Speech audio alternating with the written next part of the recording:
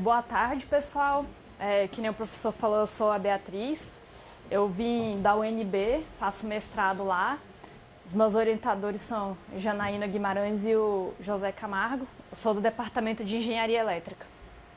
Bom, eu vou falar um pouco para vocês de uma tecnologia nanoeletrônica também mais diferente da maioria que foi falada aqui nesse workshop, que foi a tecnologia QCA, né?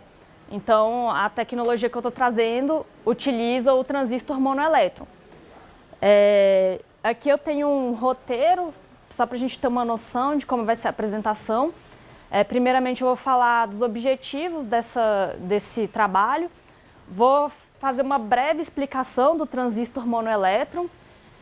Depois eu vou entrar já na memória associativa, em seguida na memória associativa nanoeletrônica, que é o escopo desse trabalho, e vou apresentar as conclusões. Bom, o objetivo é fazer a proposta de duas arquiteturas que são digitais híbridas de uma memória associativa nanoeletrônica. E vocês já vão entender por que elas são digitais híbridas. E eu não estou falando da motivação, porque todo mundo aqui já sabe qual é a motivação. Muita gente falou da lei de Moore, então não acho que é necessário revisar essa parte. Bom, relembrando um pouco aqui a teoria do transistor monoelétron, ou SET, que é de Single Electron Transistor. Bom, ele é constituído de duas junções túneis aqui, e entre elas a gente tem uma ilha e uma capacitância de porta. O que é a junção túnel? Ela é formada por dois condutores, junto com uma camada de elétrica bem fina para poder permitir o tunelamento do elétron. E esse aqui é o símbolo, que é o mesmo símbolo que vocês viram no esquemático do transistor monoelétron. Bom, o tunelamento, como acho que a maioria aqui já sabe, ocorre quando o elétron não tem energia suficiente para transpor a barreira. E ao invés dele simplesmente transpor, ele faz o tunelamento, e sendo que uma parte da energia dele é refletida de volta, mas uma grande parte consegue atravessar essa barreira. Então, a parte que realmente interessa para a gente no transistor monoelétron é a da ilha quântica, que é uma região que ela é cercada por um dielétrico bem fino, e ela é separada, conectada por dois condutores. E o mais importante dessa ilha é que, além de a condução nela ocorrer apenas por tunelamento, a energia nela é quantizada. O que isso significa? Como a gente tem aqui nesse gráfico. Significa que o elétron não vai haver um fluxo constante de corrente. O elétron só vai entrar na ilha quando ele tiver a energia exata do nível mais baixo desocupado. E para entrar outro elétron, ele tem que ter energia do próximo nível. Então, isso leva a um efeito que é chamado de bloqueio de Coulomb, em que, na maior parte do tempo, o nosso transistor ele não está conduzindo continuamente. Ele conduz um elétron e para, conduz outro elétron e para. Por que isso é importante para o nosso dispositivo?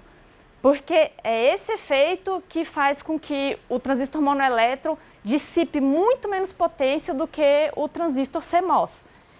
E é o que realmente interessa dessa tecnologia, poder permitir a construção de circuitos geralmente clássicos, mas com uma dissipação muito menor de potência.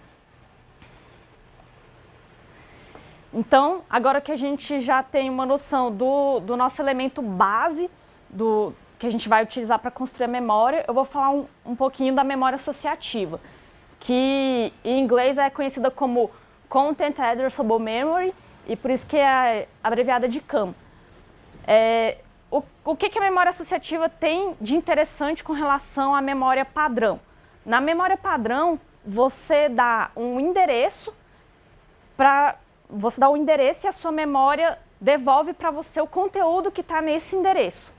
Na memória associativa, você dá um conteúdo que você quer buscar, um padrão. E ele vai buscar na memória dele algo que tenha ou 100% de correlação com aquilo que você está buscando, ou vai mostrar o que é mais próximo possível do resultado que você está buscando.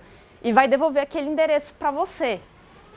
Então, basicamente, é como se você dissesse assim, você tem algumas figuras guardadas na sua memória, um quadrado branco, um triângulo preto, você apresenta para ele um triângulo preto, ele vai dizer, o triângulo preto está armazenado nesse endereço. Mas aí agora você dá para ele um triângulo cinza, ele vai falar, olha, essa cor cinza aqui eu não tenho um triângulo desse jeito, mas eu tenho um triângulo. Então ele vai devolver o endereço do triângulo, mas com um peso para indicar que ele não é 100% correspondente àquilo que você está procurando.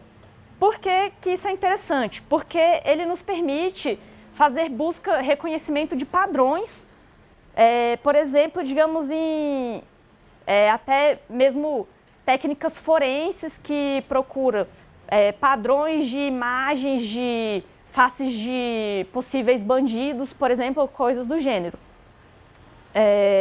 Além disso, como já ficou claro, ele é uma máquina de busca, mas como ele é implementado em hardware e como todo esse processo de busca ocorre em apenas um ciclo de clock da máquina, ele é muito mais rápido do que qualquer máquina de busca implementada através de software, que vai consumir muito mais clock, muito mais potência, muito mais tempo do seu circuito para fazer o mesmo tipo de reconhecimento. Qual o problema dessa memória? Por que ela não está sendo usada em larga escala hoje? Porque ela é muito maior do que a memória comum e o consumo de potência dela também é muito mais elevado do que o da memória comum. Então, ninguém usa memória associativa hoje? Não. Tem várias aplicações. A aplicação principal atual é em roteadores de internet, nos principais troncos de roteamento entre os países. Então, eles usam essas memórias associativas. Mas, para a gente poder implementar em larga escala mesmo, é interessante diminuir a área e o consumo de potência. Qual que é a solução? Fazer uma memória associativa nanoeletrônica. Então, como que vai ser essa nossa memória associativa nanoeletrônica? Ela é baseada em SET, por isso que ela tem uma área muito menor e uma dissipação de potência muito menor também. Além dela oferecer uma operação mais rápida do que a do hardware em CMOS. Esse trabalho ele foi baseado em uma memória que foi publicada num artigo dessa pessoa, Alencar, e o bloco que ela criou a primeira memória associativa 100% nanoeletrônica, vamos dizer assim, totalmente baseado em SET. E ela criou uma memória que armazena 2 palavras de 2 bits cada, e ela separou em 3 blocos essa memória dela. Um bloco de armazenamento, que é esse primeiro bloco aqui, um bloco de comparação, que é esse aqui, e o bloco de endereçamento, que é composto pelos 2 neurônios. Então, qual o problema dessa memória dela? É uma memória totalmente analógica, é uma memória que consome uma potência menor do que a memória, se uma memória igual a essa fosse implementada em CMOS. Porém, se você trocar essa arquitetura por uma arquitetura digital, ela vai poder consumir muito menos potência. E além disso, a arquitetura analógica ela não é propícia para desenvolvimento rápido em blocos. Ela dificulta, vamos dizer assim, a implementação, a melhoria dessa memória com aumento de bits e palavras. É mais difícil você fazer isso. Com a memória, com a arquitetura digital, você só acrescenta os blocos como se fosse um brinquedo de Lego. É muito mais simples. Então, por que, como eu disse no início, por que a minha arquitetura é digital híbrida? Porque tanto o bloco de memória quanto o bloco comparador, eles foram implementados a partir de porta NAND, porque a gente sabe que a porta NAND permite obter todas as outras funções lógicas. Mas a parte de endereçamento, que são os neurônios, ela vai continuar analógica, porque ela é implementada por uma rede WTA, que é uma rede Winner Take All, que é inclusive a mesma rede utilizada no artigo original. Então essa rede essa rede mostrada aqui, ela é composta inclusive de 4 transistores, ela permanece analógica. Todo o resto, feito de NAND, essa aqui é a estrutura de NAND, que possui apenas 2 transistores monoelétron. Ok, então, fazendo essa conversão para o digital, a gente obtém essa estrutura. Você vê ali que no bloco de memória, cada bit de memória é armazenado em um LET SR. E o bloco de comparação é realizado por uma porta Shor e uma porta inversora. Essa porta inversora é a porta NAND nas 2 entradas. E, por fim, o WTA.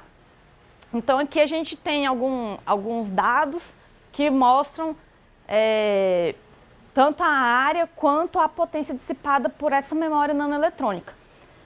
Cada LET SR desse tem 2 portas NAND. Cada porta Shor tem 5 portas NAND e o inversor, como eu disse, é uma porta NAND só. Então, fazendo as contas, considerando que a porta NAND tem 172 nanômetros quadrados de área e dissipa 3,5 picowatts, que é pouca coisa, então a gente vai ter aqui os valores para cada bloco desse, e no fim a gente chega a um valor de 4.916 nanômetros quadrados de área e aproximadamente 250 nanowatts de dissipação, que vem todo do neurônio praticamente, que é analógico. Só para dar um exemplo de como funcionaria essa memória, porque essa memória ela foi simulada em LT Spice. Eu não apresentei aqui os circuitos porque não era o escopo desse trabalho, mas inclusive o transistor monoelétron utilizado no Spice, ele é um transistor que tem sido bem utilizado, vem de um artigo publicado há algum tempo já. Então, só para ter uma noção de como funcionaria, a gente tem que a primeira palavra armazenada no primeiro bloco ali de cima seria a palavra 01 e a segunda palavra 10. Então, ao entrar com aquelas combinações ali na entrada de busca, eu vou esperar esse resultado para cada uma das combinações. Então, aqui a gente tem graficamente isso. Em cima a gente tem as palavras, que é P e a palavra R, a entrada aqui embaixo. E aqui, que é o interessante, é a saída. O que ocorre? Como eu disse no início, se a sua memória não encontrar um dado armazenado que seja 100% compatível com aquilo que você está procurando, ele vai apresentar o dado mais próximo possível daquilo que você está procurando. Então, se a gente observar, nesse primeiro período aqui de tempo, a palavra P1, ou a palavra P, ela é dada por... não estou conseguindo enxergar ali. Ela é dada por 01. E a saída dela é esse gráfico em vermelho, que é a saída 1. A palavra que eu estou procurando é 11. Então, ele me mostra nessa onda aqui, que você vê que não está no nível mais alto, está mais ou menos no meio ali. Ele está me mostrando que um dos bits apenas é igual à palavra que eu estou procurando. Então, não é uma resposta 100% correlacionada, 100% compatível. Ela só é meio, só tem um bit que corresponde. No caso, quando é 100% compatível, a gente vê esse tipo de resposta. Ou quando nenhum dos bits é igual, a gente ver uma resposta 0 na saída. Para uma memória de 2 palavras com 2 bits, fica meio trivial ver isso e não parece muito legal, mas quando você consegue aumentar essa memória para armazenar imagens, por exemplo, é muito interessante você ver ele fazendo esse reconhecimento.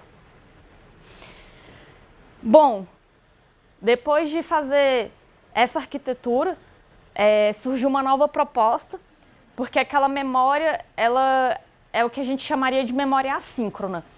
Então a gente pensou, mas e se tivesse algum modo de colocar mais memórias aumentando quase nada de área ocupada do circuito? Então a gente criou uma memória síncrona. Como funciona a memória síncrona? No bloco da memória, ao invés de ter um LET-SR para cada bit, a gente tem uma máquina de estados. Cada máquina de estados gera 2 bits. No caso das simulações feitas, a gente criou uma máquina, 2 máquinas de estado, cada uma gerando 3 estados. O que isso significa? Significa que virtualmente você tem 3 memórias, usando um único hardware. Por que virtualmente? Cada vez que passa um ciclo de clock na sua máquina, ele muda a palavra que está lá armazenada. Então, sincronizando a sua entrada que você está buscando com o clock de entrada da memória, você vai conseguir fazer uso de 3 memórias ao invés de uma. E isso é ótimo, porque é o que você quer. Você quer ocupar menos espaço, menos área. Então aqui, para ter um exemplo, para conseguir entender melhor, por exemplo, no instante T0 do clock, você teria essas 2 palavras armazenadas. A palavra 00 para P e 00 para R. No próximo ciclo de clock, você vai ter outra coisa armazenada na sua memória. Você vai ter as palavras 01 e 10. E por aí vai. Então, olhando graficamente, aqui em cima tem as palavras de entrada, você vê que ele vai de acordo com o clock da memória, das células de memória, ele vai mudando as palavras que estão lá e você consegue observar o resultado em que ele vai dizendo qual palavra é mais compatível ou não com o que você está procurando. De novo aqui, a gente fez alguns cálculos para essa memória. Como ela usa uma máquina de estados, cada máquina de estados é composta por 2 flip-flops D e mais uma porta NAND. Então, ao todo, a nossa cada máquina de estados tem 22 portas NANDs. Então, fazendo o cálculo a partir desse dado, a gente tem uma área total para essa memória de 7.496 nanômetros quadrados, mas a potência permaneceu virtualmente a mesma da memória assíncrona, de 250 nanowatts. Então, isso é excelente, porque você está fazendo uso de 3 memórias, dissipando a mesma potência. Aqui, a gente tem os dados para memória assíncrona e para memória síncrona calculada a partir de um transistor MOS comum. A gente vê que tanto a área quanto a potência é muito grande. A potência, então, nem se fala comparado ali na memória assíncrona 16.560 nanowatts e para síncrona 33.120 nanowatts. E a área também é enorme. E além disso, a gente também compilou os dados para uma memória MOS também, só que ao invés de ser feito com um transistor comum que a gente tem hoje, ela foi calculada a partir de um nanofio de silício, que é uma tecnologia bem recente, já está sendo fabricada, mas eu acho que ainda não está sendo vendida, produzida em massa, mas já é possível a fabricação.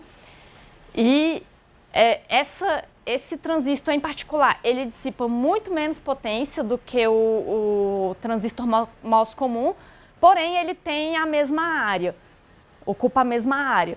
Então a gente vê que, de fato, a potência total cai muito, caiu para 1.500 nanowatts na assíncrona e 2.250 nanowatts na síncrona.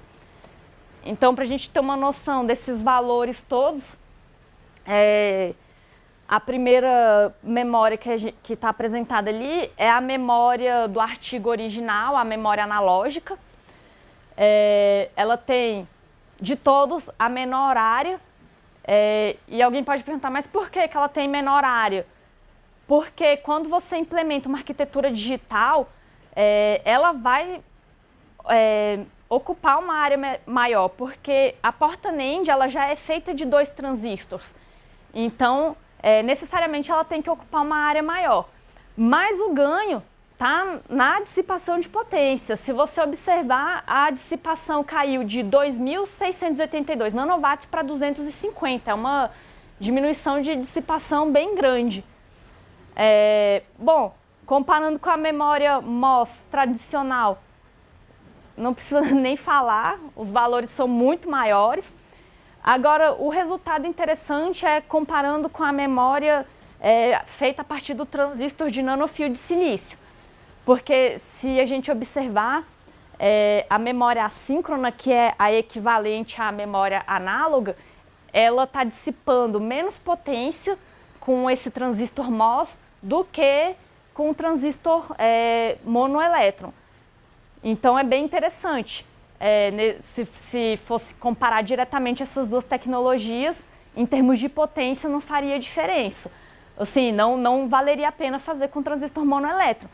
Mas, de novo, fazendo arquitetura digital, a gente ganha ainda de longe, mesmo usando esse transistor de nanofio de silício. Então é isso, a memória, a gente mostrou aqui que a memória associativa, ela é muito interessante, principalmente para reconhecer padrões e para servir como máquina de busca. E o melhor método da gente ganhar, da gente conseguir resolver esse problema atual da área e do consumo de potência seria implementando mesmo a versão nanoeletrônica dela, como a gente viu. E é isso, gente. Perguntas? Obrigado, Beatriz. Perguntas?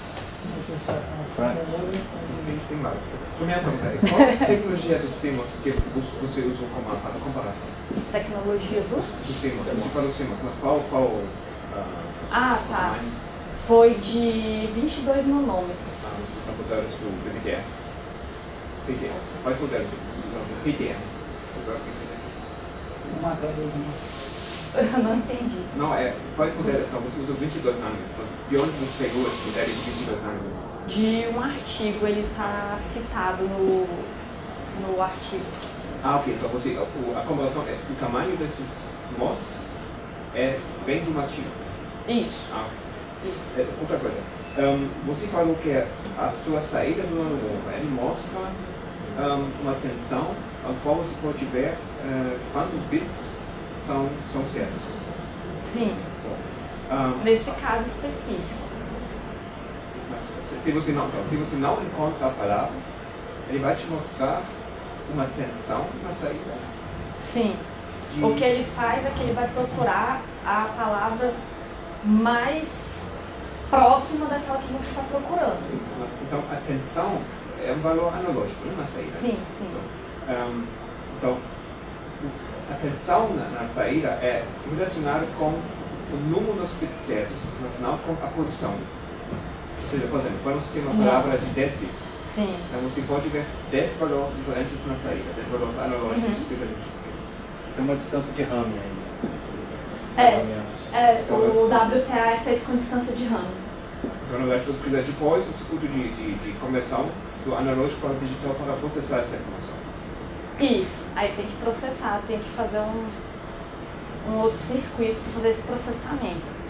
E a última pergunta, esse novo, que obviamente é o mais crítico para o consumo, vocês pensaram em versão digital ou versão com menos consumo do neurônio? Então, a gente não pensou ainda em um neurônio digital. Assim, a gente ainda não tentou fazer um neurônio digital. Na Porque verdade, ele mata vocês agora, né? ele mata. Mas a gente não pesquisou isso ainda porque a gente está usando um neurônio comum na rede da WTA e a gente está querendo trocar essa rede por um spike neuron. E A gente não pensou nisso ainda. Então, você usa para esse neurônio CMOS convencional? Não, 7. O foi neurônio 7. é feito com 7. Com 7. Isso. Mas mesmo assim, ele gasta muito mais? Mesmo assim ele gasta muito mais. É a parte analógica do circuito, né? Bom, obrigado. Mais alguma pergunta? Bom, eu tenho duas perguntas e comentários. A gente, você viu as várias apresentações que a gente fez com QCA, Sim. a gente tem um artigo recente de memória associativa com QCA. Talvez seja interessante você dar uma olhada, a gente fez a CAN e a TECAN. Né? A TECAN a gente entra com um pedaço, né? Diferente do seu, que você fala que tem um próximo e o quão próximo é. Isso. A TECAN a gente entra com um pedaço e fala, olha, esse aqui eu quero que seja igual, o resto don't care. Né? E aí ele retorna que pra é a mais gente. usada nos roteadores. Isso, exatamente, para os roteadores. A gente tem até também um roteador com QCA. Né? Então a gente está tentando agora juntar os dois. Então botar a gente tem a um roteador TECAN na com 7 entrada do também, roteador. a gente está querendo juntar os dois também. Isso é legal. E a outra coisa, até baseada em QCA, que talvez fosse interessante para você, você viu aí que a gente usa muito no QCA, no NML, é uma Majority Gate. Isso. Né?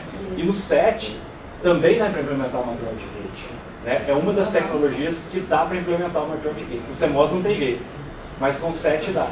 E existe um monte de trabalho de síntese de circuitos que mostra que os circuitos com Majority Gate ficam bem menores do que os circuitos com porta NAND, porta END e tudo mais. Então talvez valha a pena você dar uma olhada e ver como que o pessoal implementa o Majority Gate com 7. Eu nunca trabalhei com 7, sempre tive curiosidade, mas nunca trabalhei. A minha curiosidade é até por causa do Majority Gate. Então como implementar o Majority Gate, como ele funciona, se ele funciona com um ou mais transistores. Né? Vale a pena dar uma olhada. E ver se você, usando um pacote desse de síntese, existe já XOR implementado com Majority Gate, essas coisas todas, e ver se você consegue implementar um circuito menor, por exemplo. É uma boa ideia. Que é um jeito de você diminuir e às vezes até de consumir energia, porque você vai diminuir. Com certeza é uma ideia interessante. Então dá uma olhadinha, acho que vale a pena fazer uma investigada. Tá bom? Era só os dois comentários? Só os dois comentários. Beleza. Ok? Mais alguma? Quem tem a chance de fazer a última pergunta? Você chegou a falar da memória CAN implementada em QCA, né? Um dos problemas que ela apontou na memória CAN é que ela disse com muita energia. O interessante seria implementar o QCA utilizando aquelas ideias de computação reversível. Porque aí resolve esse problema de facilidade. Sim, essa é uma possibilidade. Né? Você chegando no limite baixo ali, você partir para a implementação reversível. É uma boa ideia. Né? Uma coisa interessante que a gente não fez em QCA, e a gente pode se inspirar no seu trabalho agora, é tentar fazer a implementação de tipo uma rede no final, para tentar também mostrar qual é o mais próximo e tudo mais. Só que tem que ser todo digital, né? Você está fazendo analógica da página. O nosso tem que ser todo digital, não tem jeito, QCA é digital. Né? É verdade. Mas aí tem que fazer uma rede, talvez um comitê de redes no final, que seria interessante mostrar qual é o mais próximo. É um trabalhinho para pensar. Exatamente. Mas bem legal. O que eu gosto de fazer a implementação com o 7 é porque assim, ele é uma tecnologia mais próxima de ser produzida do que o QCA. Sim, Por isso que a gente optou por trabalhar com ele. Ele já está quase saindo assim, já para ser fabricado mesmo. Isso, exatamente. Que é um dos motivos que a gente no QCA também acaba andando um pouquinho agora pro lado do NML, porque como vocês viram até no demais, o NML já começa a ficar mais palpável de implementado. Porque até há pouco tempo atrás, todo o set produzido tinha o problema da temperatura ambiente, né? Ele não funcionava a temperatura ambiente, só temperaturas muito baixas, tipo 4.2 kelvins por aí. Mas já tem grupos, inclusive um grupo de coreanos dizendo por aí que já está fabricando, funcionando a temperatura ambiente. Assim. Aí é o que eles dizem, né? Mas se tiver mesmo, já já tá praticamente na produção já. Sim, com certeza. Bacana. Então, vamos agradecer a Cris uma vez.